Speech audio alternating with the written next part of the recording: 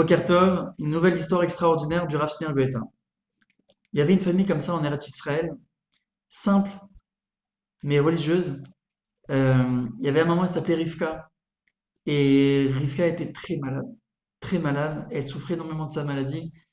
Et malgré que le mari, il a essayé tant bien que mal de remuer le ciel et la terre, vous savez, de travailler à droite et à gauche pour pouvoir payer les frais médicaux et les soins. Qu'est-ce qu'on ferait pas pour sa femme? Qu'est-ce qu'on ferait pas pour nos proches?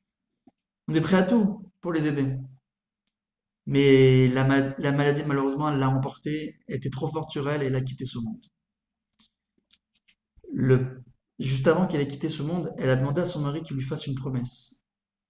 Elle lui avait demandé de toujours veiller à ce que Shlomit soit, donc c'est leur fille, leur petite fille, qu'elle soit toujours dans le chemin de la Torah et des mitzvot. Et il lui avait promis. Alors voilà qu'il va tenir cette promesse, en tout cas de faire son maximum, sachant que il tient les deux rôles de papa et de maman pour Shlomit.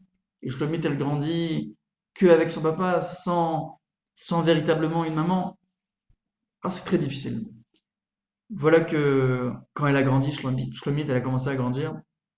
Elle annonce une fois, comme ça, à son père, une nouvelle qui va le bouleverser.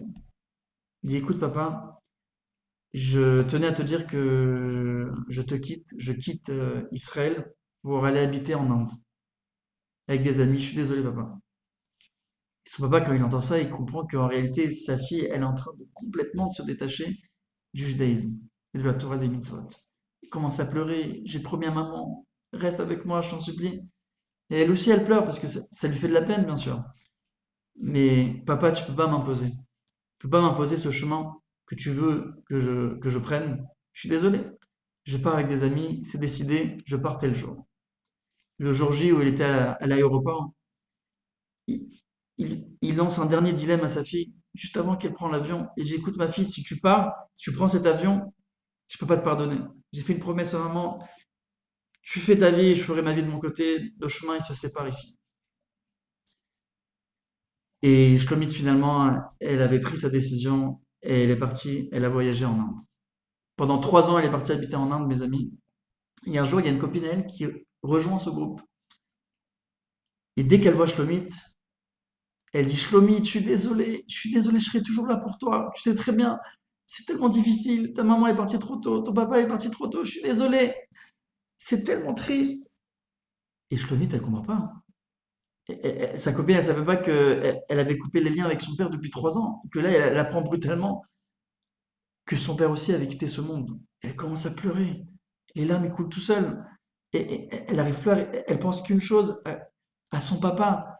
Et elle prend le premier vol, elle va en Israël, et dès qu'elle voit la pierre tombale de son papa, le nom de son papa dans la pierre tombale, dans le kéver, elle pleure. Et elle dit, papa, je regrette. Papa, je regrette. Pardon, papa. Pardon, papa.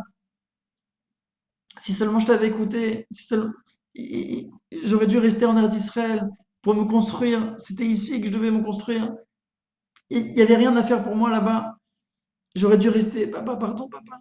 T'avais tellement raison. Voilà, je fais tes chouvas. Voilà, je reprends la Torah et les mitzvot. Et dans ses larmes, elle court au Kotel à Jérusalem. Et vous savez, au Kotel, il y a une méchitza entre les femmes et les hommes. Il y a une séparation. Et elle était exactement là où il y avait la séparation. Et voilà que elle déverse son cœur auprès d'Hachem. Hachem, je te demande pardon. Je veux reprendre le chemin de la Torah et des mitzvot. Je regrette sincèrement. J'aurais tellement dû écouter mon père.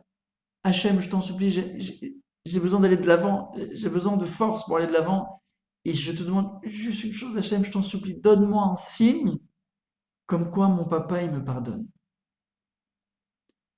Elle a écrit tout ça dans le papier et elle essaye de le mettre dans le mur du cotel. Mais chez les femmes, il n'y avait pas de place. Aucune place. Impossible de mettre.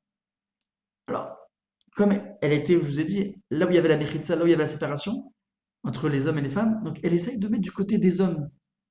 Et il y avait une petite place. Et quand elle a mis, il, il y a un autre papier qui est tombé. Alors, tout de suite, elle va le ramasser, elle va pas le laisser par terre. Il y a quelqu'un qui a prié pour ça. Elle prend son papier et elle essaie de le remettre, mais elle voit que dans ce papier-là qui était tombé, il y a son prénom, Shlomit. Ça peut arriver. Tu as une chance sur un million de tomber sur ton prénom et un papier qui tombe. C'est pas possible. Elle commence à lire, elle n'en revient pas de ce qu'elle voit, elle voit le nom de son papa. Et c'était son papa qui avait mis ce papier il y a quelque temps, qui avait lui aussi déversé son cœur auprès d'Hachem. Et il disait comme ça, Hachem, je parle plus à ma fille depuis quelque temps, on n'est plus en contact, mais si elle pouvait m'entendre, évidemment que je lui pardonne. Bien sûr que je lui pardonne, mais c'est ma fille. Mes amis, les parents envers leurs enfants, ils ont un lien d'amour éternel. Mais il lui a pardonné depuis le premier jour, ça n'a même pas commencé. Il lui avait pardonné depuis toujours. Bien sûr que je pardonne à ma fille. Hachem, je demande juste une chose, qu'elle revienne dans le droit chemin de la Torah et des mitzvot. Quand elle a lu ça, elle a séché ses larmes. Hachem, merci, merci de m'avoir donné ceci. C'est exactement ce que j'avais besoin. Elle était tellement contente que son père lui pardonné. Elle a repris le chemin de la Torah et des mitzvot. Les amis, Akadosh Baruch Hu, c'est notre papa. Si un père physique, il pardonne à sa fille quand elle veut revenir vers lui, mais à plus forte raison, Akadosh Baruch Hu, lui aussi, il nous pardonne. Alors, c'est pas bien de faire des fautes, mais si on a fait des fautes et que maintenant on regrette sincèrement, on veut revenir vers lui, on veut faire teshuva, mais bien sûr qu'il nous pardonne. Mais la porte, elle est ouverte, elle est toujours ouverte chez Hachem. Et c'est pour ça que je vous ai raconté cette histoire. Regardez, l'Admor Azaken, il dit quelque chose d'extraordinaire. Il dit, il pose une question. Vous savez que dans la loi, dans la halakha, dans Shulchan Aruch, quand tu fais une bénédiction, par exemple dans l'alimentation, quand tu bois, quand tu manges, alors, mis à part le Birkat Hamazon, c'est particulier, quelqu'un il boit un verre d'eau. Il a le doute, j'ai fait la bracha, j'ai pas fait la bracha. Alors, il y a une règle, c'est Safek Brachot Leakel. Dans les bénédictions, si tu as le doute, on ne refait pas. Mais il demande à Admor Hazaken, mais comment est-ce possible que dans l'Amida, tous les jours, on dit comme ça, Baruch Ata Hashem, Hanun Amarbe Isloar. Kadosh Baruch Hu, il est clément. Kadosh Baruch Hu, il multiplie les pardons. Il veut que ça. Tu veux faire tes chouvas, mais il te pardonne. La porte, elle est ouverte. Viens, mon fils, viens faire tes chouvas. Bien sûr que je te pardonne. Mais comment, il est Admor Zaken, il dit, mais comment on peut faire cette bénédiction? Parce que s'il y a il y a bien des fautes, on n'est pas pardonné. Comment on peut faire une bénédiction comme ça? Parce que quand on fait, si on a le doute, pourquoi? On dit ça fait que brachot laquelle. Pourquoi quand on a le doute, on ne fait pas la bracha? Ah, tu sais pas si tu as fait la bracha quand tu as bu ton verre d'eau? Ne fais pas si tu as le doute. Pourquoi? Parce que de peur de dire, de faire une bénédiction en vain, de dire le nom d'Hachem en vain. Alors comment là on peut dire Baruch Ata Hashem, Chadon Amar Belisloach, que Kadosh Baruch Hu, il est clément et il multiplie les pardons. Comment on peut dire cette bracha? Il dit l'Admor Azaken. On peut dire cette bracha et on fait cette bracha tous les jours dans la Mida parce qu'il n'y a aucun doute possible et imaginable qu'Akadosh Baruch Hu, il ne te pardonne pas. Tu veux faire tes chouvas, tu regrettes ta faute et tu reviens vers Hachem, Akadosh Baruch Hu t'accueille les bras ouverts, il te pardonne. Il est clément et il multiplie les pardons. Mes amis, n'écoutez pas le Yetzirah. Le Yetzirah, il nous fait croire le contraire. Ah, ça fait 10 ans que tu n'as pas mis les téfilines et tu veux mettre maintenant les téfilines. Mais Hachem, il veut pas. Il veut pas de ta prière, il veut pas de ta mise de téfilines. Chas v'shalom. Au contraire, Hachem, il veut ta mise il veut que tu mettes les téfilines. Quoi, ça fait 10 ans que tu n'as pas pris sur toi la tigno, tu t'es pas habillé de manière pudique. Et maintenant, tu veux prendre sur toi la tigno, tu veux t'habiller, tu veux prendre sur toi cette merveilleuse mitzvah de la tigno, de la pudeur.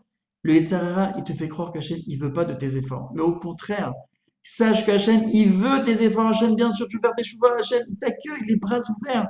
C'est comme un roi, il a deux fils. Un fils qui voit tous les jours et un fils qui voit une fois tous les 10 ans parce qu'il habite au bout du monde. Il ne peut pas le voir.